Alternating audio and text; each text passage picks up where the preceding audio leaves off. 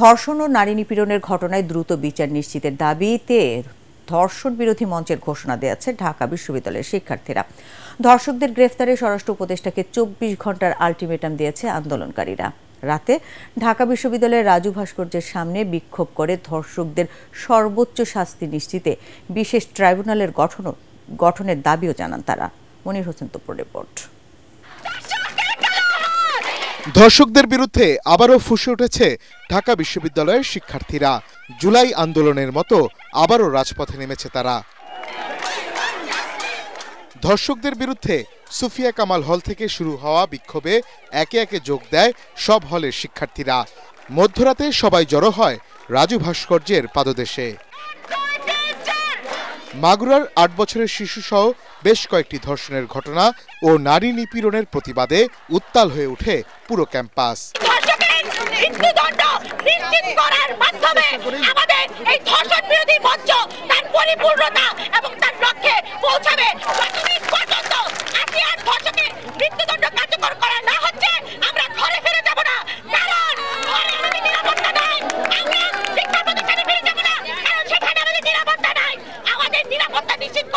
এই ছোট বাচ্চাটার উপর যে নিপীড়ন হয়েছে, আমরা কোনোভাবেই ঢাকা বিশ্ববিদ্যালয়ের শিক্ষার্থীরা এই নিপীড়ন মেনে নিতে পারি না এবং ইন্টারিম গভর্নমেন্টকে অবশ্যই সতর্ক থাকতে হবে যে ছাত্ররা এখনো পর্যন্ত জেগে আছে, ছাত্ররা ঘরে ফিরে যায় নাই। আপনারা যদি এভাবে আইন শৃঙ্খলা পরিস্থিতি এভাবে হেলাফেলা করে হ্যান্ডেল করেন তাহলে ছাত্রদেরকে আবার যে রাস্তায় আসতে বাধ্য হইতে হবে, এটাই আজকে আমরা রাস্তায় এসে প্রমাণ করেছি। এখান থেকেই ঘোষণা দেওয়া হয় ধর্ষণ বিরোধী মঞ্চের। ধর্ষকদের দ্রুত গ্রেফতার করে ফাঁসি নিশ্চিতের দাবি জানায় আন্দোলনকারীরা। ধর্ষণের কাহিনীগুলো ঘটলো সেগুলোর সর্বোচ্চ শাস্তি দেওয়া হোক, তাহলে যদি একটু মানুষের টনক নড়ে। আমরা চাচ্ছি যে ধর্ষকদের একমাত্রই শাস্তি হবে, সেটা হবে ফাঁসি। অন্তর্বর্তীকালীন সরকারকে আনার পর থেকে আমরা লক্ষ্য করছি সারা দেশ জুড়ে হত্যা, তারপর হচ্ছে নির্যাতন থেকে শুরু করে আপনার ধর্ষণ বেড়ে গিয়েছে। একটা নারী রাস্তায় হাঁটবে, সে যেন কোনো পুরুষ কর্তৃক লাঞ্ছিত না হয়। ছোটবেলা থেকে ছেলে হোক মেয়ে হোক দুই পক্ষকেই ওইভাবেই তৈরি করা যাতে তারা অন্য লিঙ্গের মানুষের সম্মান দিতে শেখে। রাত 3টার দিকে রাজু ভাস্কর্য ত্যাগ করে হলে ফিরে যায় শিক্ষার্থীরা।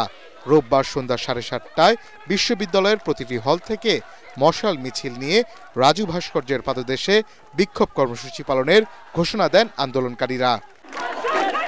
মনির হোসেন তপু, ATN বাংলা, ঢাকা।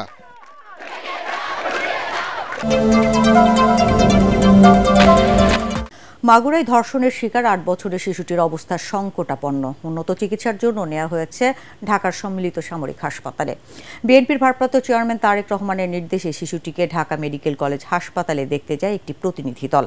এ সময় পরিবারকে সব ধরনের সহায়তার আশ্বাস দেন তারা। 8 বছরের এই শিশুটিকে দেখতে হাসপাতালে আসেন সমাজ কল্যাণ উপদেষ্টা শারমিন এস মুর্শিদ। ধর্ষণের ঘটনায় এর মধ্যে 4 জনকে গ্রেফতার করেছে পুলিশ। ঐশী গোস্বামীর প্রমাণ রিপোর্ট। বড় মেয়ের শ্বশুরবাড়িতে সঙ্গী হিসেবে 8 বছরের ছোট শিশুটিকে পাঠিয়েছিলেন মা।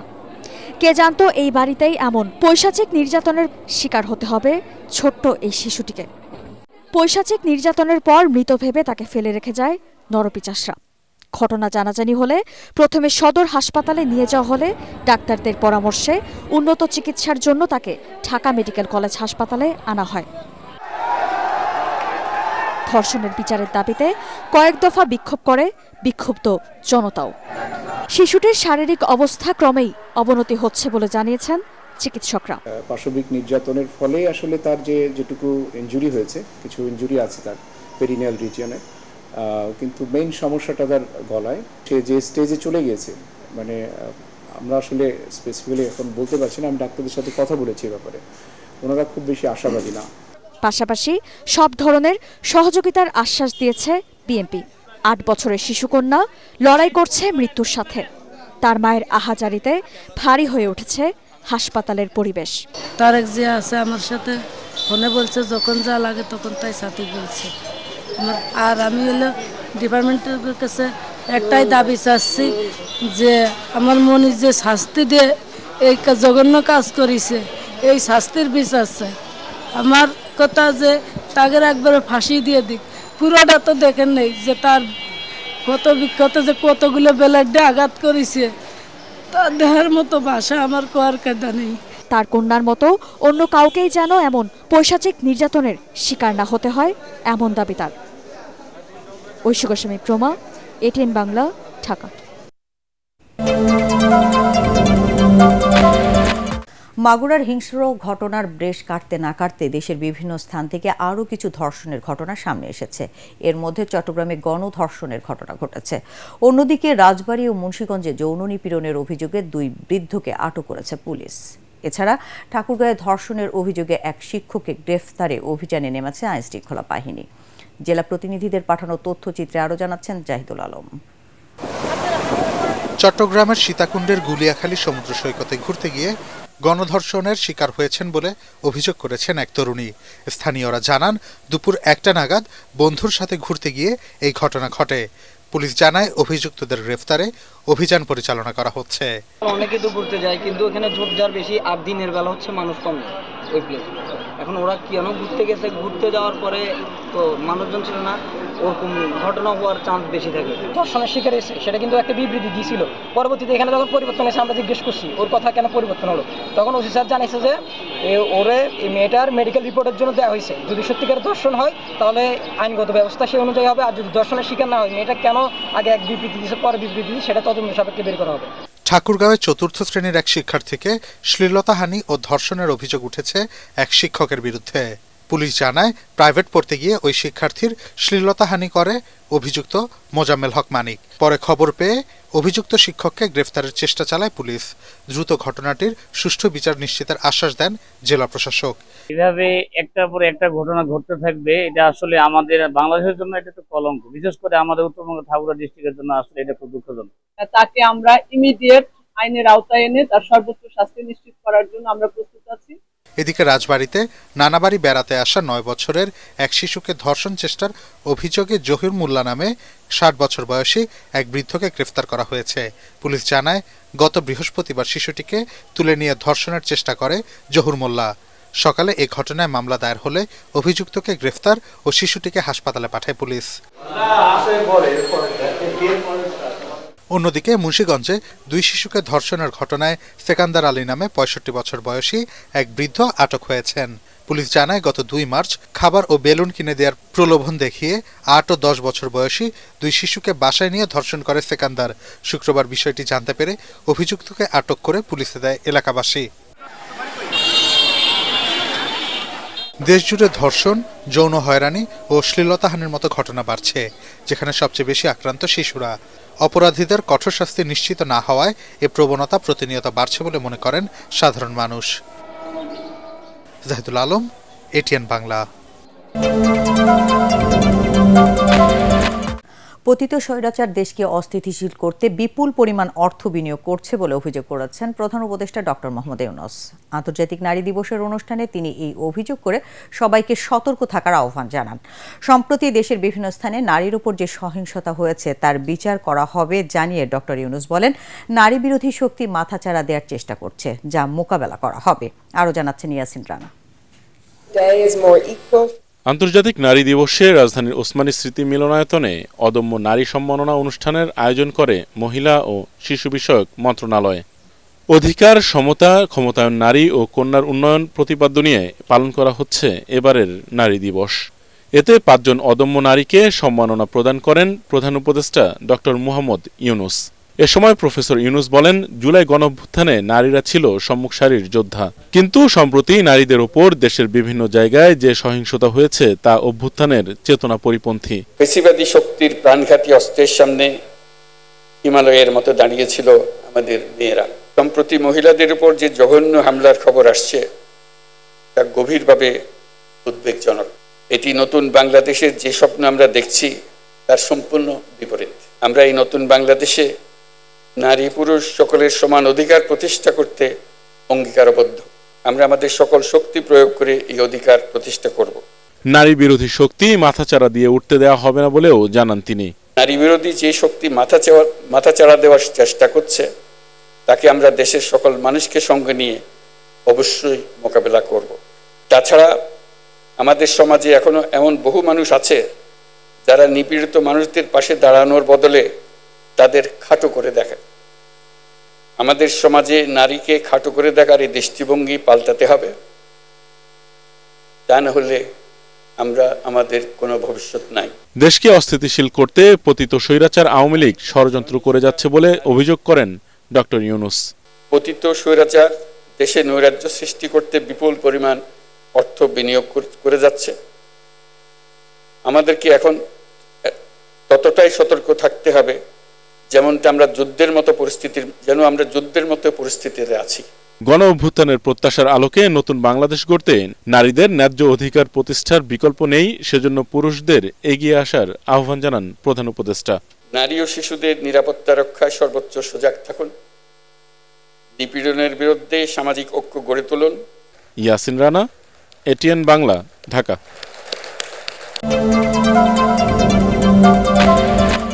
নারীর উপর সহিংসতা নিপীড়নের মাধ্যমে উগ্রবাদী গোষ্ঠী দেশকে অস্থিতিশীল করার মাধ্যমে বহির্বিশ্বে বাংলাদেশকে অতি রক্ষণশীল রাষ্ট্র হিসেবে পরিচিত করতে চায় বলে অভিযোগ করেছে বিএনপি। আন্তর্জাতিক নারী দিবস উপলক্ষে আলাদা অনুষ্ঠানে দলের নীতি নির্ধারকরা বলেন, সম্প্রতি সারা দেশে নারীর উপর সহিংসতা নিপীড়নের ঘটনা দেশের জন্য হুমকি। অন্তর্বর্তী সরকারকে কঠোর হাতে তা দমনের দাবি জানান বিএনপি নেতারা। বিস্তারিত জানাচ্ছেন মইনুল হাসান। নারী দিবস, ঢাকা বিশ্ববিদ্যালয়ে নারী হেনস্থা এবং মাগুরায় 4 বছরের শিশু ধর্ষণ, এছাড়াও সম্প্রতি দেশের বিভিন্ন স্থানে নারী ও শিশুর উপর সহিংস ঘটনায় উদ্বেগ জানানো হয় বিএনপির সংবাদ সম্মেলনে। আন্তর্জাতিক নারী দিবসে কেন্দ্রীয় কার্যালয়ে ব্রিফিংয়ে বিএনপির সিনিয়র যুগ্ম মহাসচিব রুহুল কবির রিজভী নারীর নিরাপত্তা অধিকার নিশ্চিতে অন্তর্বর্তী সরকারকে কঠোর হওয়ার আহ্বান জানান।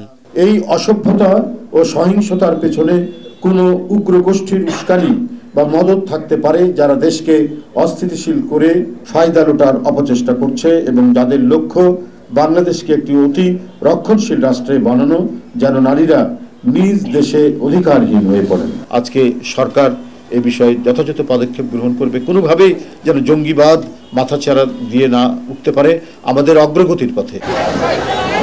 আন্তর্জাতিক নারী দিবস উপলক্ষে নয়াপল্টনে মহিলা দলের র্যালি পূর্ব সমাবেশে বিএনপির সিনিয়র নেতারা প্রশ্ন রাখেন, গণ আন্দোলনে ফ্যাসিস্ট সরকারের পতন হওয়ার পর নতুন বাংলাদেশে এখনো কেন নারীদের হেনস্থা, ধর্ষণ, নিপীড়নের শিকার হতে হবে? যেখানে ফ্যাসিস্ট সরকার পদত্যাগ করে চলে যেতে বাধ্য হয়েছে, সেইখানে আজকে কেন বাসে ধর্ষণ হচ্ছে, পথে ঘাটে নারীকে নির্যাতন, নারীকে হেনস্থা করা হচ্ছে? মাগুরার কাহিনী দেখেন, একের পর এক ঘটনা ঘটে চলেছে।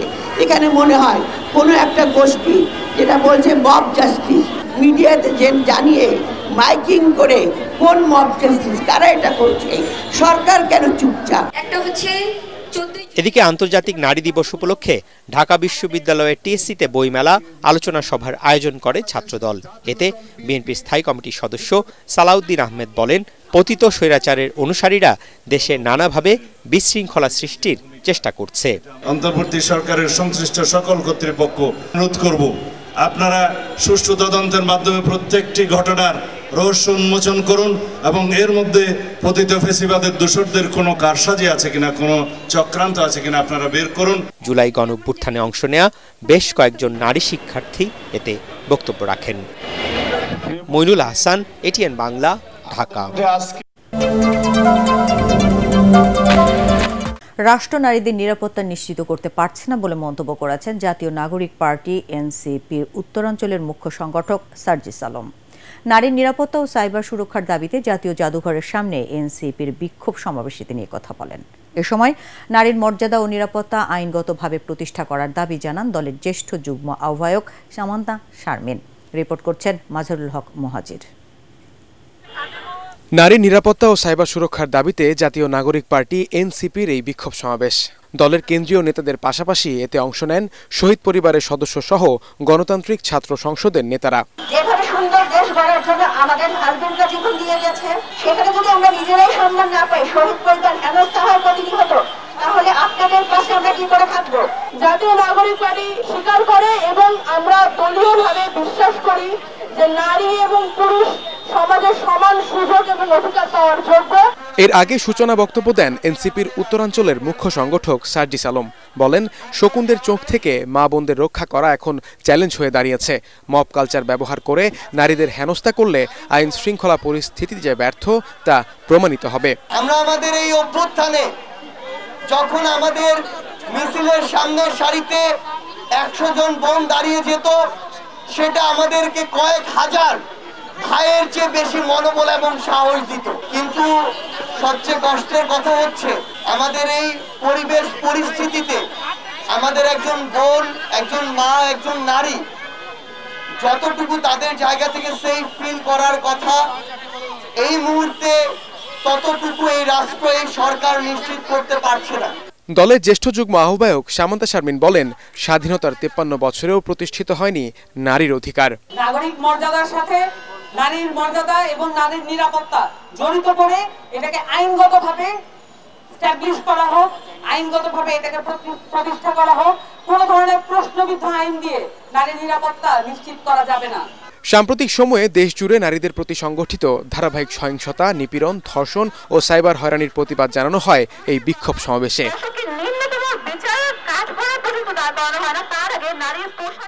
মাসহারুল হক মুহাজির, ATN বাংলা, ঢাকা।